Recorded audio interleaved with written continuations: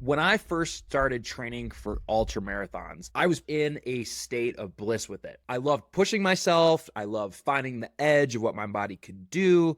But recently, that love has grown to become a hate for basically ultra running, and why I basically am going to kind of kiss this sport goodbye for this season in my life. Right now, I am so burnt out from ultra running, and I'm going to cease training for it for this season in my life after I get done running rim to rim to rim in May, which is next month. And so these are the top 3 things that I've kind of identified that have led to my burnout. Number one of the worst things about ultra running training is the time it takes to do it. This seems very self-explanatory because obviously you're going to be running for hours and hours on end. So it only makes sense that you're going to be training for hours and hours if you actually want to not get injured and do well in an ultra running event. But what this translates to is high mileage weeks and hours of running. And when I say hours of running, I mean hours of doing the same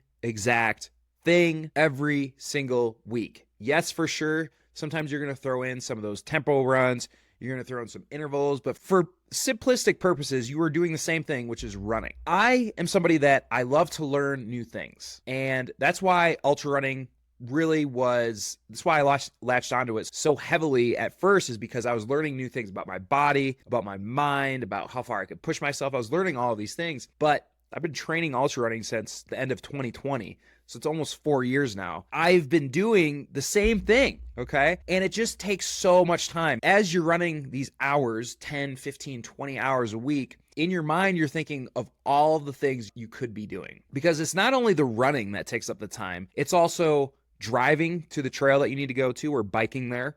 It's also the warm up before, it's also the stretching after, and it's also the recovery period. Especially when you have a long run, 10 miles or more, your body's going to be kind of hyperactive after a while, and you want to kind of come down, and it's hard for my brain to process anything after a super long run. And so essentially I know that after my long run is done for the day, I'm going to be kind of a piece of shit for the rest of the day.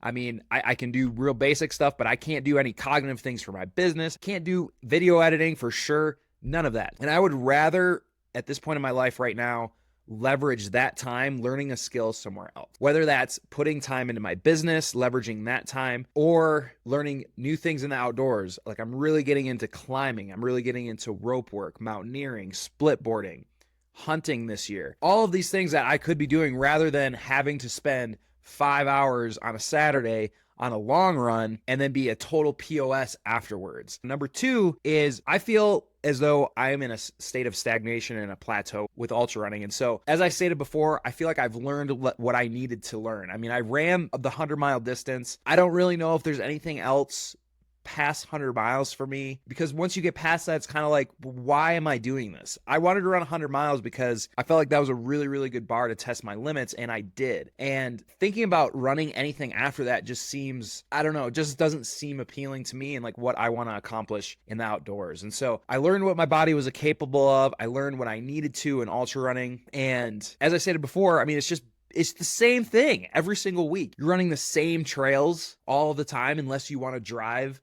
further and further distances to get to these trails, but then adds up to the first thing that I was talking about, which is time. And so when you're starting ultra running, you have to consider all of this stuff before you do it, because it is a giant time commitment.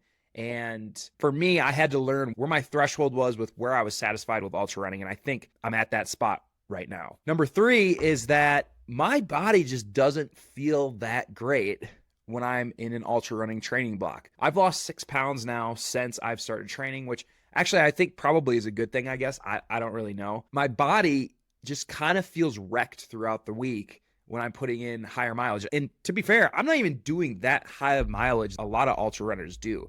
I mean, I'm doing 30s, high 30s, low 40s. And dude, people are running way farther than that. And for me, it's just like, I don't know how they're doing that, because it just seems boring to me. I don't know. That's my opinion. But I know that my body doesn't feel that great after a higher mileage week. I'm pretty tired. I'm pretty crabby. A lot of times, especially after a long run, you'd think that you'd be able to sleep well that night. But a lot of times I'm actually so wound up, and I can't remember what the term is for your nervous system. You're either parasympathetic or not, or whatever. Essentially, your nervous system is so revved up from all of this running that it can be tough to wind down and actually go to bed. And I've noticed that when I'm overtrained, I can't sleep that well, which is really counterintuitive, but that's just kind of how it works. And I've been noticing that a lot with my ultra running blocks and training blocks. And it's just, I feel a lot better when I'm in the gym, when I'm climbing, when I'm putting more muscle on my body rather than so much cardio. I don't know how good it is for my body and my nervous system to do this over a long period of time. To be clear with all of this stuff,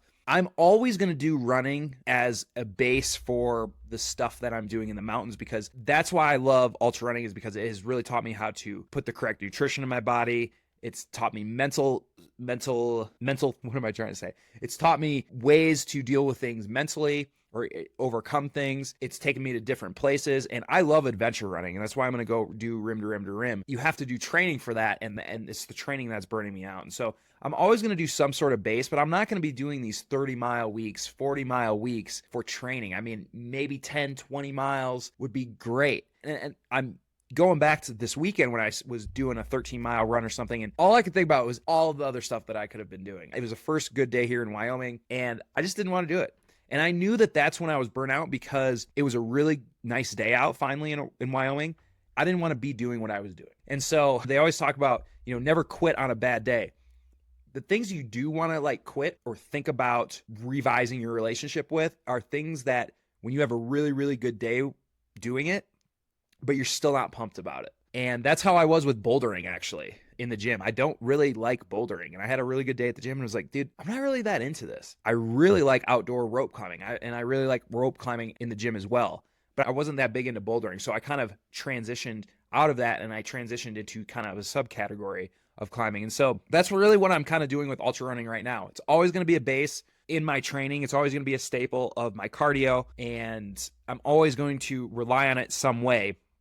I really consider running as a superpower, especially when it's starting to get into 14er season here in Colorado where I'm at. Running up and down these 14ers in a third of the time it would take me to hike or other people to hike it is really a superpower in my eyes. And so I like having that training block of ultra running, but like I said, right now I am just so burnt out of doing the same thing every single week. And it's early in the season. It's only April. It's mid-April right now.